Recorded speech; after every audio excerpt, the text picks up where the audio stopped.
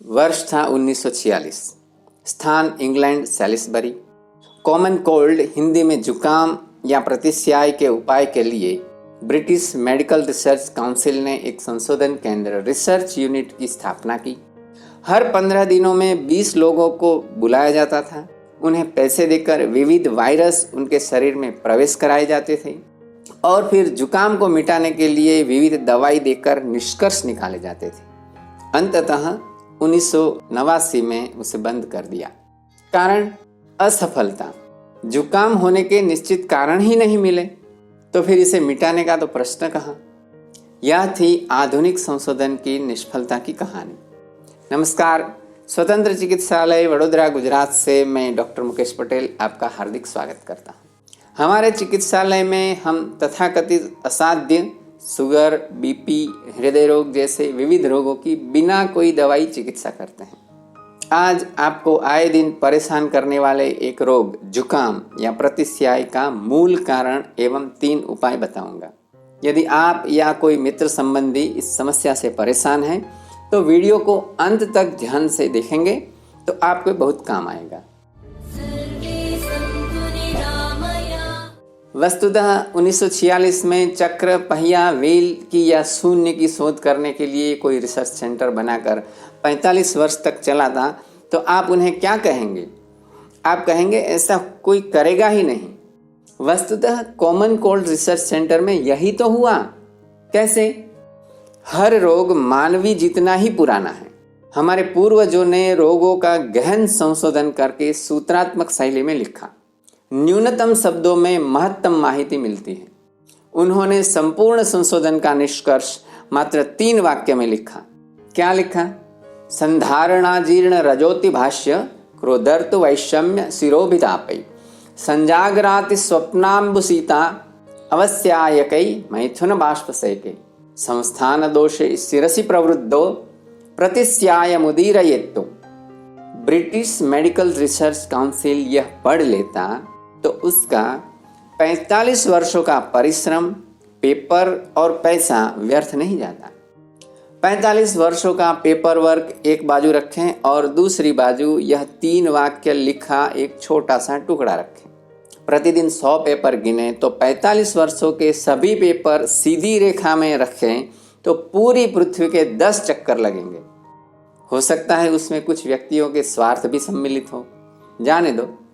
इन 3 वाक्य में क्या लिखा है? 14 कारण लिखे हैं। प्रथम, संधारणा माने मलमूत्र के वेग को धारण करना यानी रोकना।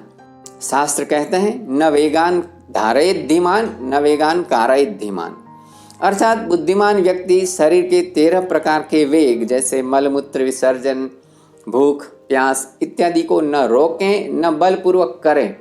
इससे अनेक रोग उत्पन्न होते हैं जैसे प्रतिस्याय या जुकाम। दूसरा, अजीर्ण अर्थ खाया हुआ भोजन जीर्ण नहीं होना माने नहीं पचना। तीसरा, रज माने नाक में धूल इत्यादि के रजकण का प्रवेश। चौथा, अतिभाष्य बहुत बोलना। पांचवा, अति क्रोध माने अति गुस्सा करना। छठा, ऋतुर्वैषम्य ऋतुचर्या के विपरीत आचरण।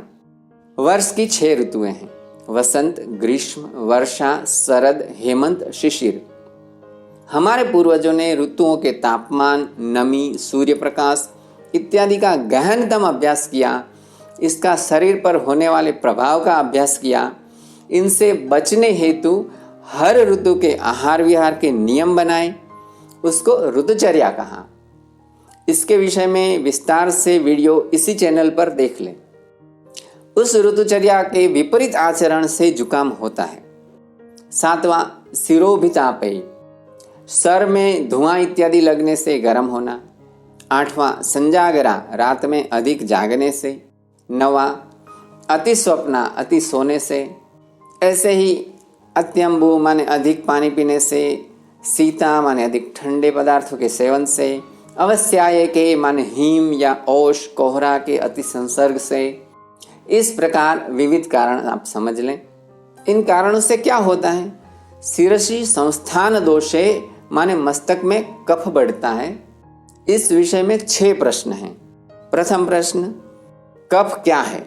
उत्तर, आप जानते हैं कि शरीर और ब्रह्मांड 5 महाभूत यानी 5 तत्वों से निर्मित है।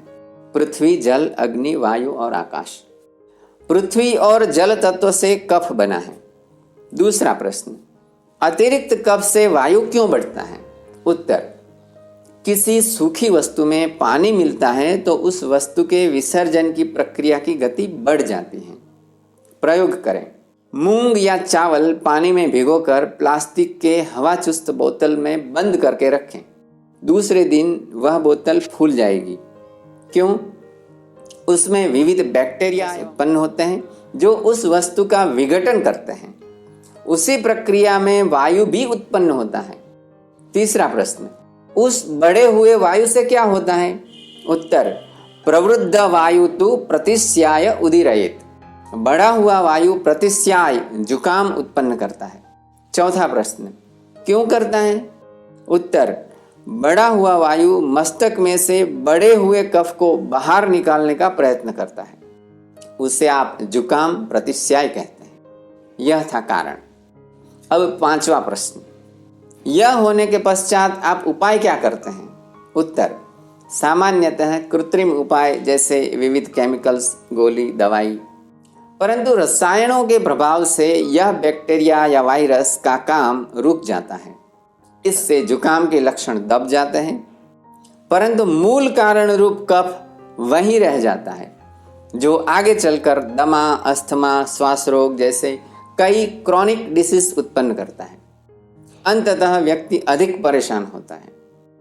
छठा प्रश्न, इसका सही उपाय क्या? उत्तर, 3 स्तर पर उपाय करें। 1. वातावरण में प्रतिस्यायेषु सर्वेषु गृहं वात विवर्जितम, माने पवन न लगे ऐसे स्थान में रहें। वस्त्रेण गुरुणा तेन शीर्षो वेष्टनम हितम, मस्तक पर मोटा कपड़ा लपेट कर रखें। दूसरा, पेट में आधा चम्मच काली मिर्च, 1 चम्मच देसी गुड़, 2 चम्मच देसी गाय का दही मिलाकर खाएं। हर 2-3 घंटे बाद जब भी इच्छा हो तब और तो ही खाएं। 3 बजे तक यह करें। अन्य सब खान पान पूरे दिन भर बंद रखें। यह भ्रम ना रखें कि दही ठंडा होता है। दही की प्रकृति गर्म है, यह ध्यान रखें। सूर्यास्त से आधा घंटा पूर्व देसी गाय के आधा चम्मच घी में चुटकी भर सैंधव एवं काली मिर्च पाउडर मिलाकर खा लें। ध्यान दें, घी देसी गाय का ही चाहिए, विदेशी नहीं। जैसे कथित स्वदेशी कंपनियां गाय का देसी घी बेचती हैं, उसमें देसी शब्द को आगे पीछे करके आपको भ्रम में डालकर विदेशी गाय का घी बेचा जाता है। इस विषय में विस्तृत वीडियो इसी चैनल पर है। दूध सांप या वरदान, उसे देखें। तीसरा, नाक में वाइवडिंग, सेंधा नमक, हींग, गुग्गुल, मैंसिल एवं वच, इन सबको 1-1 चम्मच मिलाकर बारीक पीस लें। जब इच्छा हो सूंघते रहें। सभी वस्तुएं पंसारी से मिलेगी। तीनों उपाय से 3 दिन में आप स्वस्थ हो जाएंगे। उपरांत स्वेदन माने पसीना निकालना, नस्य नाक में विविध औषधि डालना, क्वाथ काढ़ा पीना, वमन है उल्टी करना आदि उपाय से भी चिकित्सा कर सकते हैं। अंततः 4 मुद्दों में समापन। पहली बात, जुकाम को समझने में आधुनिक चिकित्सा शास्त्र मार्ग भटक गया है। दूसरी बात, वस्तुतः 14 कारणों से मस्तक में कफ बढ़ने से यह होता है। तीसरी बात, इसके कृत्रिम व रासायनिक उपाय से इसके लक्षण मात्र दबते हैं। मूल कारण रूप कफ वहीं रहता है, क्रॉनिक डिसीज बनकर आपका शरीर क्षीण करता है। चौथी बात, इसका सही निवारण उपरोक्त सरलतम उपायों से बिना दवाई ही हो सकता है।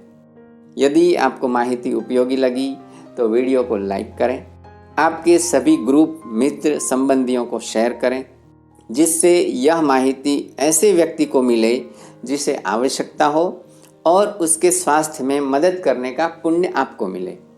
अगले वीडियो की जानकारी हेतु चैनल को सब्सक्राइब करके नोटिफिकेशन बेल पर क्लिक कर दें और यदि कुछ कहना है तो कमेंट करें। आप सबके स्वास्थ्य की शुभकामना करते हुए सर्वे सन्तु निरामयाः। धन्यवाद।